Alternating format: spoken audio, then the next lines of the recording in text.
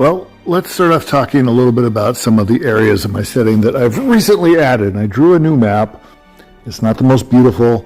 I was kind of aiming for a Tolkien look, but I was going a little too sketchy and I wasn't really paying attention. I was kind of distracted. So it doesn't look super great, and I started writing about a dozen names in black before I forgot I was going to do them in red. Anyway, don't mind the map. It's functional and it does the job, but it's not beautiful. But I've added a few more areas, and these aren't highly detailed. In fact, I hardly added any detail. It's less detailed than most of my other maps, but it does show some new areas. So let me talk briefly about the areas on the map. Let me first briefly talk about the main areas that were already there. So first off, we got the three realms. That's kind of the basic core of the setting. It starts off with the hill country, which is kind of a combination of the American frontier, both in environment and somewhat in social situation, and then in terms of culture and the rest of the social situation and the technological situation, you want to think more Robin Hood and Ivanhoe era Great Britain. And so that's the hill country, and it's the corest core of the map. The second area kind of comes off to the south of the hill country. It's called Timmishburg. This is one that I developed a long time ago to be, in fact, it's the oldest of these areas in most respects, and it was designed to be a fantasy horror area. It kind of has a vibe that's similar to Bram Stoker's Transylvania, but of course, again, brought back technologically and somewhat socially to more of a Middle Ages-like setting, because it's fantasy, and I don't want to rock that boat. I don't want to have Victorian era fantasy. I want to have medieval style fantasy.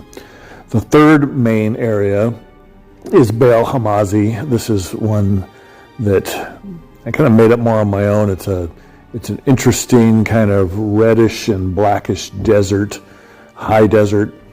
It used to be the land of a kind of demonic empire, that a group of people that are kind of like D&D tieflings, kind of. It's probably the closest analog, used to rule over enslaved drylander humans who were kind of like Slavic Cossacks or something. That empire has fallen apart, but that's relatively recently, and so there's been kind of a diaspora of people from this place to the other lands. What's going on there is a little bit more chaotic. There are some city-states, there are some tribes running around, but it's a little bit of a rough place, and you never know for sure what's going to happen there. All three of these realms are kind of attached to a hub, which is the Boneyard, which is a big southwestern style desert, like the American Southwest in many ways. And it kind of keeps all of these three realms separate from each other, but it's also the connective tissue between them. And it's called the Boneyard because it's full of bones between two empires, including Baal Hamazi, before it kind of fell apart, where they warred over territory here.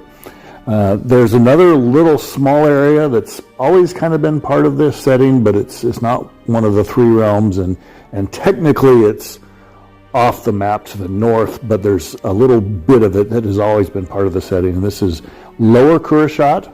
Kurashat is it's another empire, and it's ruled by people who are kind of, they're human, but then the ruling caste kind of has an elemental vibe to them somehow. In their bloodlines there's this elementalism stuff, and they manifest one of the four elemental powers: water, fire, earth, or air, which changes their physical appearance and some of their abilities. It turns them into a different race, but that doesn't manifest until 12, 13, 14, 15 maybe, and then they turn from being human appearing to having blue skin and white hair, or if they're air, or red skin and fiery blonde hair if they're fire, etc.,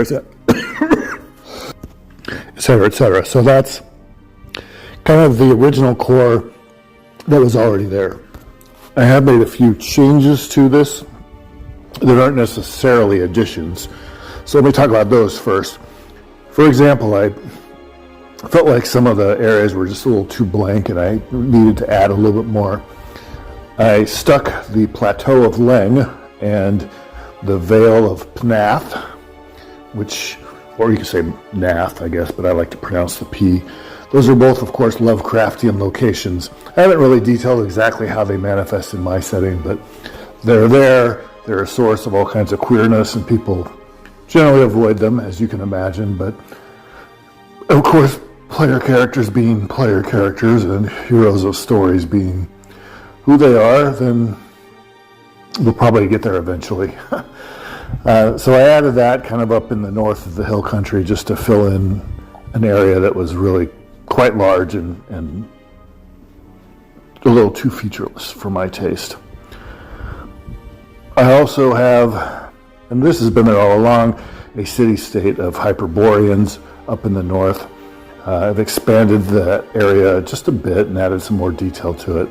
And then most importantly, off to the side of the hill country to the east, where, you know, the hill country, the Timishers of Timishburg, and all of them originally came from, that area is now no longer passable, and there is something catastrophic has happened to the country not too far to the east of there, and there's just this vast grassland. Somehow the earth tore itself apart. There's a giant crevasse, like I'm talking about like Valley Marineris style canyon, the biggest canyon in the solar system on Mars.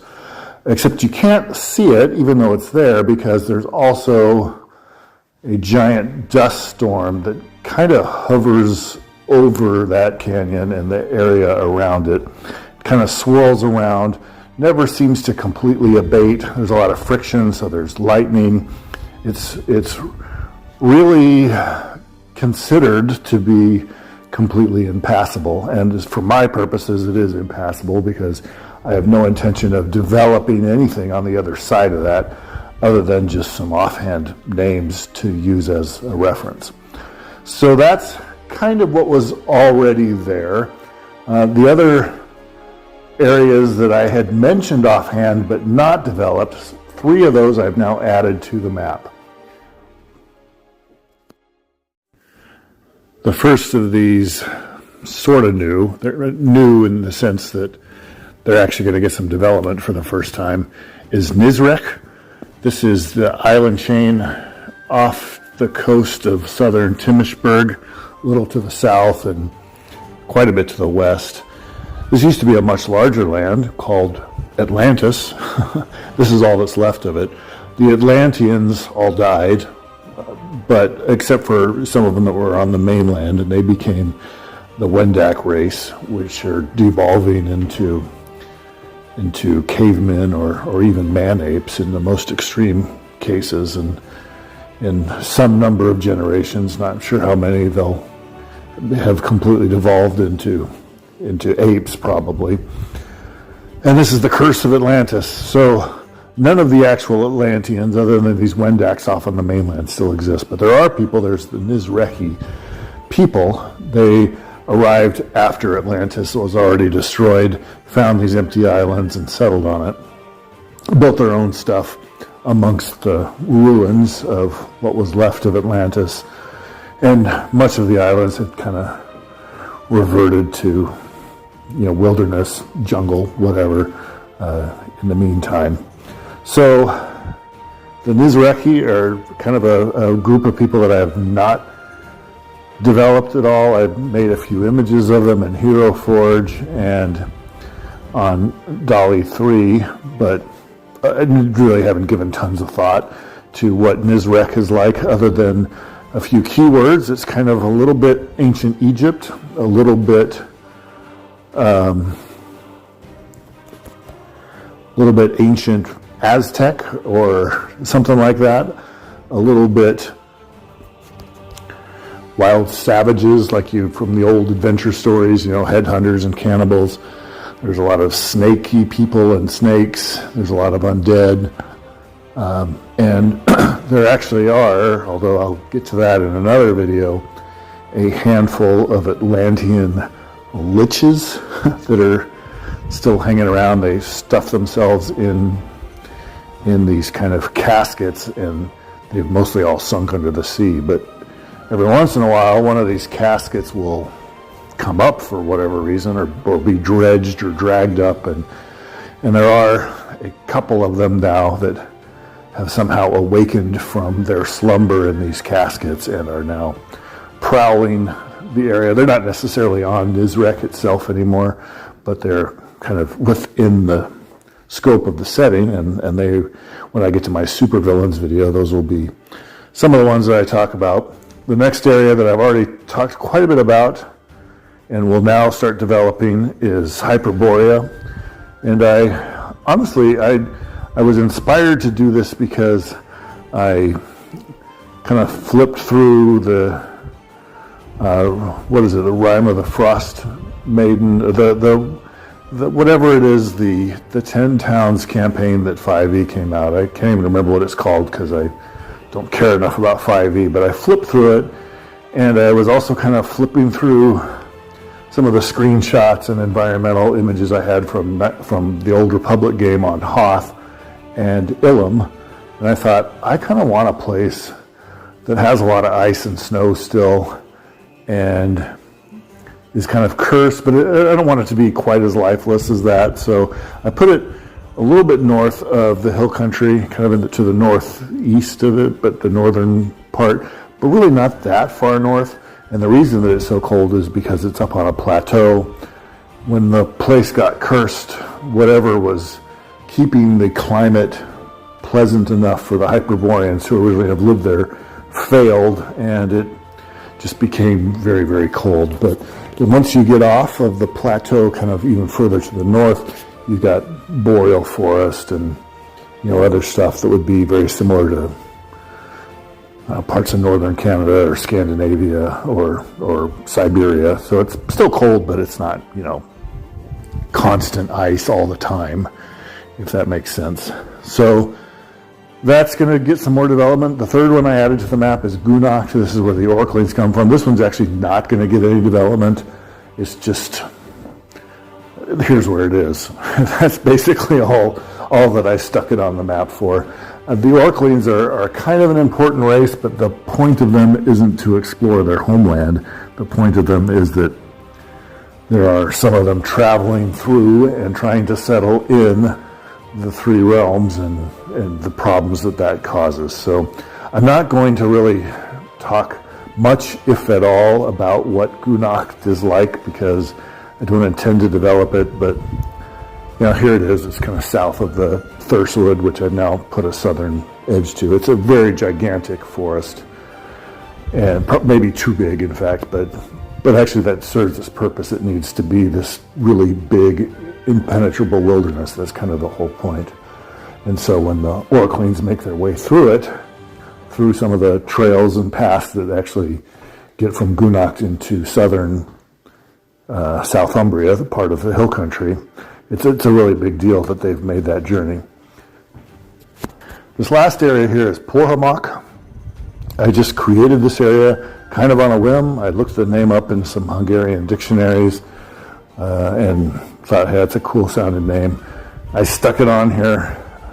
Actually, since I drew this map, I've given a little more thought to what else is there.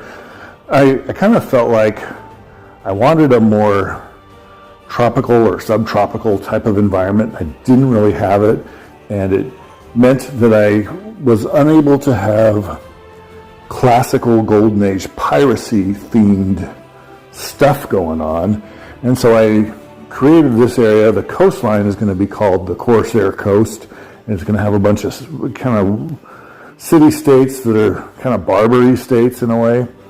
The people on them are going to be sort of related to the Tarushans, sort of related to the Nizreks. I'm going to use some old name lists from much earlier versions of the setting that sound vaguely medieval Spanishy, and that's going to be what a lot of the people from this area are. But then there's also going to be a lot of people from the three realms, outlaws and renegades and adventurers and whatever else who have made their way here as well. So there's a not insignificant portion of the population that's made up of hill people and Timishers and actual Tarushans and drylanders even, and some of the other races too could all be found here. And in fact, many of the Tritons, the people from Kurashat elementalists who are especially the water elemental types,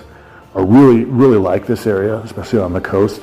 But then inland from the coast, I'm going to have kind of more jungly type stuff, and this will be, I don't know, full of savages and ruins and, your typical classic adventure story jungle. If you don't know what to expect, go read a bunch of Tarzan books or something. There'll probably be some semi-intelligent ape kingdoms, and there'll be cannibals and headhunters and old ruins from back when higher civilizations lived in the area that have since disappeared. I haven't really drawn anything there or given a ton of thought to exactly what it looks like or what I'm going to do with it, but I really want to kind of lean into both the piracy and the jungles for this area, and I do want to create a campaign that's mostly centered on this area, and we'll probably also do a little bit of Timishburg because it's a little bit south of Timishburg, and might even do a little bit of Nizrek because it's across the sea, but not terribly far from Nizrek too. So maybe all of those three areas can kind of play a little bit into this new campaign as I develop it. But I haven't actually finished telling you about my original campaign, Shadows over Garenport, so that's one of the series that I still need to complete. But in the meantime, here's what I'm doing with the setting. Hope you like it. Hope it's interesting. I'll talk more about world building and my setting as time goes on because I like it, and that's what I spend a lot of my hobby time doing. Actually, I'm not running this setting for anybody at the moment, although I'd like to if I found the right group and the right situation where I could do so. So the world building is, I just do it kind of leisurely at my own pace and for my own amusement because I don't actually need any of this stuff, but I enjoy it, so I do it anyway.